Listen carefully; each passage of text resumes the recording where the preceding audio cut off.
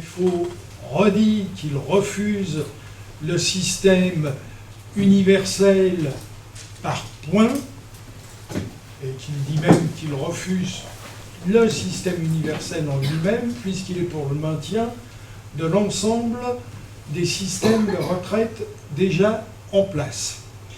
Alors, il y a quelques points sur lesquels je voudrais revenir pour peut-être apporter un certain nombre d'informations qui ne sont pas forcément connues de tout le monde, de tous les militants autour de nous, et sur lesquels il y a parfois des interrogations. Bon, si je m'avance sur ce terrain-là, c'est parce que je l'ai vérifié au moins, mais ce n'est pas un exemple, c'est vrai, dans le milieu enseignant, où il y a souvent de grandes confusions sur la terminologie. D'abord, pour la retraite, il y a ce que l'on appelle, pour pouvoir bénéficier de la retraite, un âge légal. Cet âge légal, il est de 62 ans aujourd'hui, sauf cas particuliers dans lesquels nous ne rentrerons pas forcément ici, qui pourront faire l'objet d'un complément d'information pour les camarades qui le souhaiteraient. Mais le premier point, c'est un âge légal. Le deuxième point, c'est qu'il faut une durée d'assurance légale aussi, qui est en train d'évoluer, qui a commencé à évoluer il y a maintenant largement plus de 10 ans, et qui fait que cette durée légale, d'assurance légale, est évaluée en trimestres. D'aucuns parlent d'annuité, c'est normalement la même chose, sauf qu'avec la formule par trimestre maintenant, vous arrivez à des annuités incomplètes. Ce qui fait que la référence au trimestre est plus juste que la référence à l'annuité. La particularité de la durée d'assurance, c'est qu'elle s'acquiert tout au long de la période où l'on est en activité. Vous commencez par être plombier, vous en avez marre d'être plombier, vous décidez de passer le concours pour devenir professeur de lycée professionnel en plomberie, ça ne s'appelle pas comme ça, mais bon, c'est l'équivalent, vous avez une partie de cotisation d'assurance qui aura été faite en tant que plombier, quand vous étiez chez un employeur, qui se cumulera avec la partie que vous ferez dans l'éducation nationale en tant que professeur. Ça, c'est valable dans tous les cas. Des collègues qui commencent par exemple en milieu hospitalier et puis qui en ont ras-le-bol du milieu hospitalier parce que c'est insupportable et qui décident de devenir infirmière libérale, par exemple, c'est pareil. La durée d'assurance, elle est liée au fait que vous travaillez, que vous cotisez, quel que soit l'endroit où vous le faites. C'est ce qu'on appelle la durée d'assurance, tout régime confondu. Ces deux éléments-là sont fondamentaux. L'âge légal et la durée d'assurance légale, tout régime confondu. Ils sont indispensables pour pouvoir prétendre à ce que l'on appelle le taux plein au moment du départ en retraite. Pour pouvoir prétendre à un taux plein, il faut 1. Atteindre l'âge légal, 2. Avoir la durée d'assurance légale au moment où vous partez. Il y a par contre là une modification, une dérogation que vous connaissez peut-être, c'est qu'il y a ce qu'on appelle un âge plafond. Aujourd'hui, il est à 65 ans, mais il aurait plutôt tendance à glisser vers 67, où l'on considère que, arrivé à 65 ou 67 ans, on va peut-être un peu vous lâcher les baskets sur la question de la totalité des trimestres que vous avez cumulés ou pas. Mais c'est une dérogation. Alors, ces éléments-là sont importants, et ce qu'a expliqué Vincent tout à l'heure est également extrêmement important par rapport à la question des annuités. Pour pouvoir bénéficier d'une retraite de base quand on est salarié, là je ne parle pas des fonctionnaires, je parle des salariés non fonctionnaires, il y a plusieurs éléments qui sont pris en compte. Le premier, c'est ce qu'on appelle le salaire annuel moyen. Ce salaire annuel moyen, il fut calculé avant la venue de M. Balladur sur les 10 meilleures années.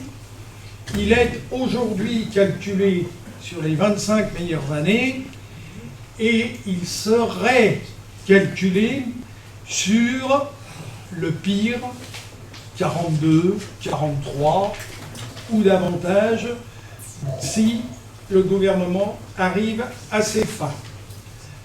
Il faut faire entrer également dans la retraite de base ce que l'on appelle la durée d'assurance dans le régime de base dans lequel vous êtes au moment où vous partez à la retraite. C'est-à-dire que si vous avez exercé différentes professions, c'est le régime de base dans lequel vous vous trouvez qui va servir de calcul pour votre retraite. Ce qui ne veut pas dire que les autres ne seront pas pris en compte, mais c'est celui-là qui servira de référence. Ça, c'est valable aussi chez les fonctionnaires.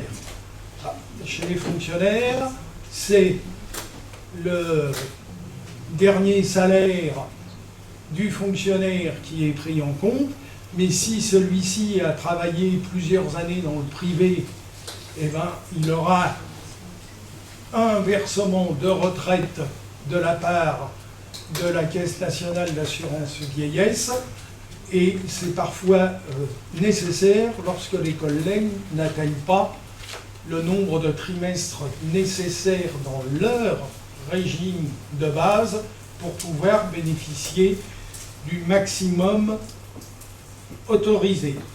Le taux de calcul pour votre retraite est de 50%. Ce maximum varie selon la durée d'assurance, tout régime confondu. Quand je dis 50%, c'est les 50% du plafond fixé par la sécurité sociale. C'est-à-dire qu'au jour d'aujourd'hui, 50% du plafond de la sécurité sociale, ça représente 1688,50 €. C'est le minimum auquel vous pouvez avoir droit. Le maximum auquel vous pouvez avoir droit. Alors, cela étant, vous savez tous que vous avez bien souvent des collègues qui sont partis à la retraite autour de vous et qui touchent plus que cette somme. C'est là où intervient ce dont Vincent a parlé, c'est-à-dire le système de l'AGIR et de l'ARCO, qui sont des systèmes par points qui ont fusionné et qui, aujourd'hui, apportent un complément de revenus au moment de la retraite. C'est un système qui est maintenant, et c'est là l'intérêt donc de le connaître et de savoir ce qu'ils en ont fait, parce que Vincent l'a dit, Ils ont l'intention d'aligner tout le régime de retraite sur ce type de fonctionnement en intégrant la GIRC-l'ARCO. C'est un système à bonus-malus. Si vous partez à 62 ans, qui est l'âge légal, ben, la part que la GIRC et l'ARCO doivent vous verser sera réduite de 10% pendant 3 ans. C'est-à-dire, vous partez à l'âge légal, ben vous êtes pénalisé. C'est ça. Si par contre vous prolongez d'1 an, vous n'êtes plus pénalisé. Si vous voulez avoir le bonus, eh ben vous devez bosser 3 ans de plus, c'est-à-dire jusqu'à 65 ans. Et là, vous aurez le droit à 5%. Pendant 1 an. Pas pendant toute votre vie. Pendant 1 an. Bien. Donc, ce que l'on appelle aussi, c'est une formule qu'on entend autour de nous et sur lequel il y a parfois une confusion. Ce que l'on appelle le taux plein d'assurance pour les retraites, c'est le fait qu'on satisfait à l'âge légal et qu'on satisfait à la durée d'assurance légale définie en trimestre. Si cette durée d'assurance légale définie en trimestre est inférieure à la norme en vigueur au moment où vous partez, vous subissez ce que l'on appelle dans le secteur privé la décote, ce que l'on appelle dans le secteur public la minoration. Donc, ce que l'on appelle aussi, autre terme qu'il faut connaître, la carrière complète, c'est une durée au moins égale à la durée d'assurance. Parce que souvent, les termes sont employés les uns à la place des autres et c'est pas toujours facile de s'y retrouver. Avant d'en terminer et pour en terminer, bon, il y a un petit document qu'on a fait, qu'on vous donnera, hein, pour rappeler un certain nombre de choses. C'est que pour les salariés, la retraite de base, c'est la Caisse nationale d'assurance vieillesse. C'est le régime général de la sécurité sociale, auquel s'ajoutent donc la GIRC, l'ARCO, qui sont aujourd'hui fusionnés et qui sont sous le coup du régime bonus-malus. Les agents non titulaires de l'État, qui ne sont pas considérés comme des salariés du privé puisqu'ils sont salariés de l'État, relèvent également pour le régime de base de la CNAV, mais leur régime complémentaire, c'est ce que l'on appelle l'IRCANTEC. Chez les fonctionnaires, si vous êtes fonctionnaire de l'État, enseignant, flic, personnel des impôts, etc., magistrat, militaire, vous dépendez du service des retraites de l'État, plus une retraite additionnelle de la fonction publique, qui est un régime par points, sur lequel je vais revenir 30 secondes à la fin. Les fonctionnaires hospitaliers ou territoriaux, eux, leur retraite de base, c'est la Caisse nationale de retraite des agents des collectivités territoriales, hein, la fameuse CNRACL, que vous trouvez sur les tracts ou dans les textes divers, mais qu'on a parfois beaucoup de mal à traduire. Eux aussi, ces fonctionnaires ont droit à un régime additionnel de la fonction publique. Alors, qu'est-ce que ce régime additionnel de la fonction publique? C'est un truc qui n'a pas intégré dans le salaire tout ce qui était primes et rémunérations diverses non soumis à cotisation de retraite. Et, bon, c'est une véritable arnaque, hein. C'est en place depuis 2005. Vous cotisez sur des primes que vous avez, mais vous ne cotisez que sur 20% de ces primes et vous n'avez que 5% de ce que vous avez cotisé qui est converti en points. Vous voyez l'écrémage que ça vous donne. C'est en place depuis le 1er janvier 2005. Au fil de votre carrière, ou de la carrière des fonctionnaires concernés, si vous arrivez à 4599 points, c'est précis, on vous verse tout en une fois, c'est un capital. Si vous allez jusqu'à 5124 points, vous avez un capital fractionné, c'est-à-dire vous allez avoir une partie tout de suite et puis une autre partie l'année d'après. Si vous dépassez, donc là si vous êtes vraiment le génie qui a réussi à passer toutes les épreuves, vous avez droit à une rente.